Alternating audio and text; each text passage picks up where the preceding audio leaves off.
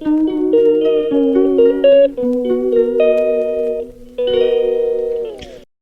Everyone, good morning সবাইকে। সুপ্রভাত। আজ সোমবার 13 তারিখ। আজকে এখান থেকে দিনটা শুরু করলাম। আজকে একটু লেটই হয়ে গেছে শুরু করতে, দুপুরবেলা পুজো সেরে শুরু করলাম।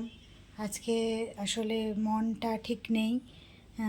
আমাদের ঠাকুরকে দেখেই শুরু করলাম। সকলের ভালো হোক, মঙ্গল হোক, এই কামনাই করি।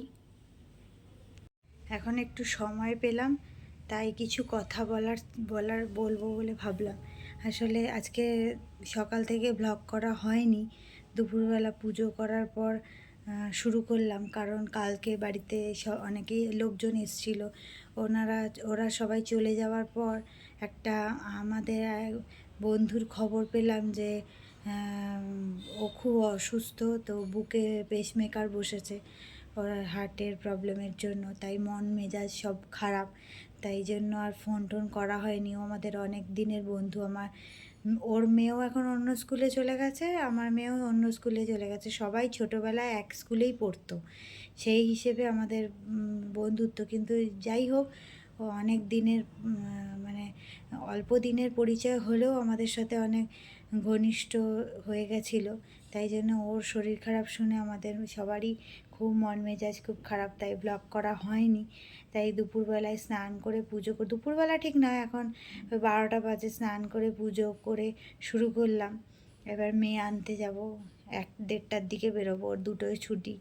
আনতে যাব, এখন আর সময় হবে না কথা বলা, এখন রেডি হয়ে আনতে যাব।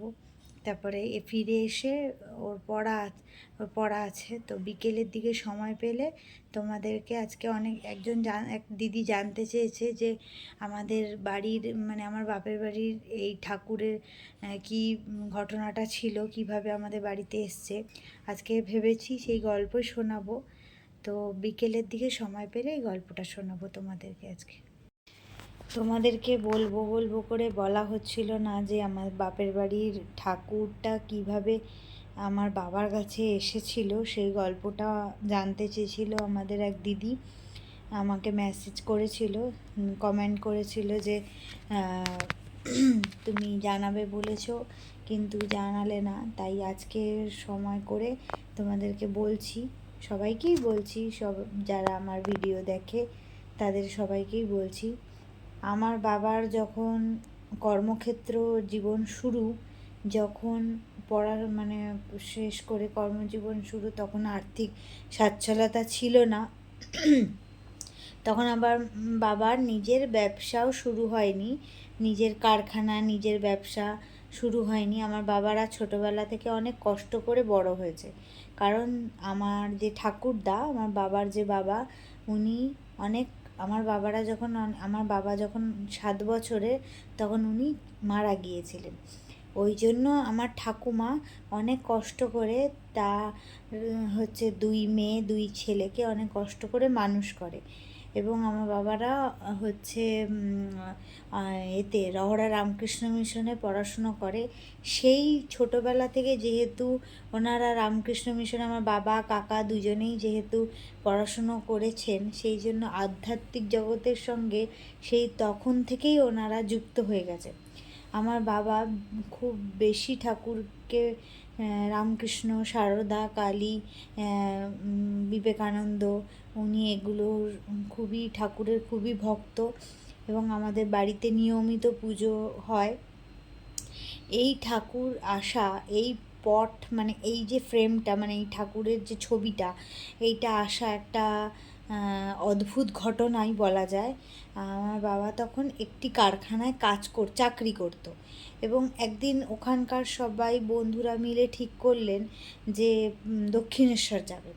কিন্তু দক্ষিণেশ্বর যাওয়ার পথে যেতে পারলেন না, সেদিনকে প্রচুর দুর্যোগ হয়েছে, ঝড় বৃষ্টি হতে যেতে পারলেন না। এমন সময় মন খারাপ করে সবাই ওনারা বসে ওই কারখানাতে বসে গল্প করছিলেন।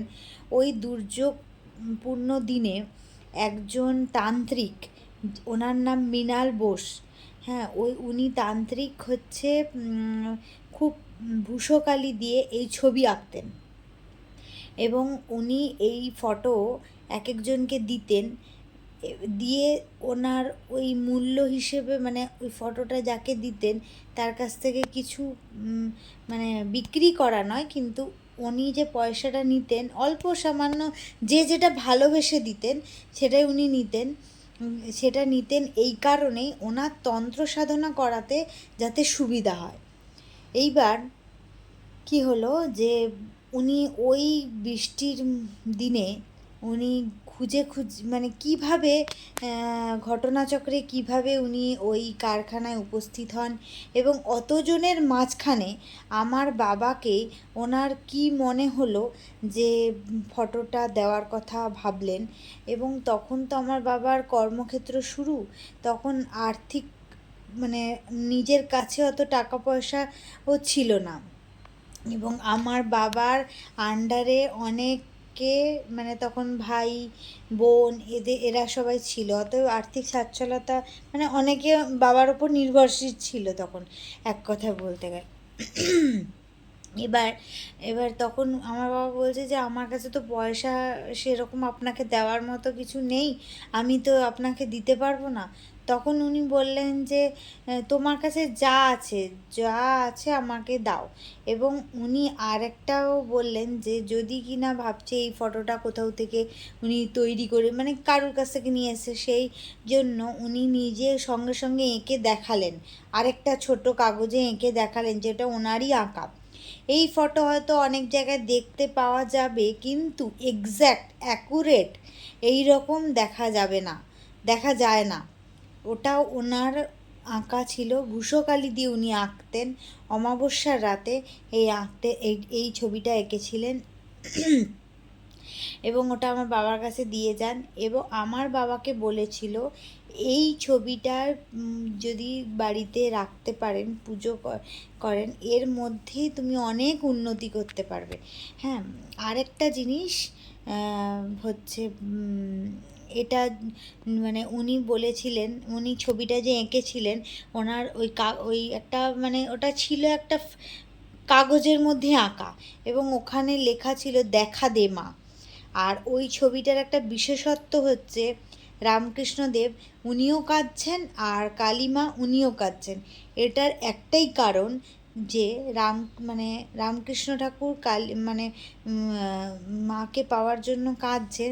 এবার ঠাকুরের সন্তানের কান্না দেখে আমাদের সবারই সন্তানের কষ্ট হলে মায়েদের দুঃখ হয়, তেমন কালীমা সন্তানের কান্না দেখে উনিও ওনার চোখে জল, সেই জন্যে দুজনে কালীমা এবং রামকৃষ্ণ ঠাকুরের এই জন্যেই দুজনের চোখে জল এসেছিল। এইভাবেই আমার বাবার কাছে এই ঠাকুরের ফটো এসেছিল, এবং সেই কাগজ মানে একটা কাগজের মধ্যেই উনি এঁকে দিয়েছিলেন। ওইটাকে আমার বাবা ফ্রেম করে ওটা রেখেছে, কারণ ওটা কোনো মূল্যে যদি নষ্ট হয়ে যায় এই জিনিস আর কোথাও পাওয়া যাবে না, কোনো মূল্যেই এই জিনিস পাওয়া যাবে না। এবং এর জন্য আমাদেরও একটা এমন হয়ে গেছে, এই ঠাকুরের প্রতি এত বিশ্বাস হয়ে গেছে এবং খুব জাগ্রত, এটা ঠিক কথা। আমাদের বাড়িতে অনেকেই আসেন কালী পুজোর দিন, মানে শ্যামা পুজো যেটা হয়, দুর্গা পুজোর পরে যে কালী পুজোটা হয় ওই দিন আসেন পুজো দিতে। প্রত্যেক বছরই পুজো হয়, মাঝখানে শুধু এক বছর হয়নি, গত বছরটা আমার ঠাকুমা মারা যাওয়ার জন্য ঠাকুমা আমাদের ছেড়ে চলে গেছেন, ওই কারণে আমাদের ওই বছরটা পুজো হয়নি। তাছাড়া প্রত্যেক বছর এই পুজোটা হয়। আর এই পুজোতে অনেকেই আসেন এই পুজোতে পুজো দিতে। এবছর দেখাবো, যদি হয় এবছর আমি দেখাবো সবাইকে কিভাবে নিষ্ঠা সহকারে এই পুজোটা হয়। কেন আমি, আমার পিস্তত দিদি, যারা যারা পেরেছি এই ছবিকে, দিদিভাই যাকে বলি আমরা, ছবি আমার শ্বশুর বাড়িতেও আছে, যখন আমি ওখানে থাকতাম তখন আমি ওখানে একটা ফটো নিয়ে গেছিলাম। মানে এটা কি করি আমরা, ওই স্টুডিওতে নিয়ে গিয়ে এই ফটোর ফ্রেম থেকেই একটা ছবি তুলে আমরা বাঁধিয়ে নিই, কিন্তু এক্স্যাক্ট তো ওরকম হয়নি। তো যেভাবেই আমরা ঘরে রাখতে চেয়েছি। আমি যখন নতুন ফ্ল্যাটে আসি তখন আমার গৃহপ্রবেশের দিন এই ঠাকুরের প্রতিষ্ঠা করে নিয়েছিলাম, ঠাকুর পুজো করে আমরা ঘরে ঢুকেছিলাম। এই হচ্ছে আজকে মানে আমার বাবার বাড়ির হচ্ছে ঠাকুরের এই ঘটনা, এই মাহাত্ম্য। এইভাবে হচ্ছে আমি এই সব ঘটনাটাই তোমাদের তুলে ধরলাম। সত্যি বলতে গেলেও মানে একটা খুব আশ্চর্যজনক একটা ঘটনা। হ্যাঁ, আমার বাপের বাড়িতে নারায়ণশিলাও আছে। ওই নারায়ণশিলার গল্প একদিন শোনাবো তোমাদেরকে, কিভাবে আমার বাবার কাছে এসেছিল, কিভাবে এসেছিল সেটা আমি শোনাবো। আর কেমন লাগলো জানিও। হ্যাঁ, আর হচ্ছে লাইক করো, শেয়ার করো, কমেন্ট করো যে তোমাদের এই ভিডিওটা শুনতে কেমন লাগলো। সবাই কিন্তু বলো কিন্তু আমাকে কেমন লাগলো। আর কোনো দিন আমারটা যদি কোনো কিছু অসুবিধা হয় বুঝতে, তাহলে আমি আমার বাবার কাছে গেলে আমার বাবাকে বলবো, বাবার মুখ থেকে শুনতে পারলে আরও ভালো করে তোমরা জানতে পারবে। তো এখানেই আজকে রাখলাম। গুড নাইট, শুভরাত্রি। সবাই ভালো থেকো, সুস্থ হোক, সবাই ভালো হোক, সুস্থ থেকো, সবার মঙ্গল হোক, আমাদের ঠাকুরের কৃপায় যেন সবাই ভালো থাকে। এই বলে আজকের ভিডিওটা শেষ করলাম।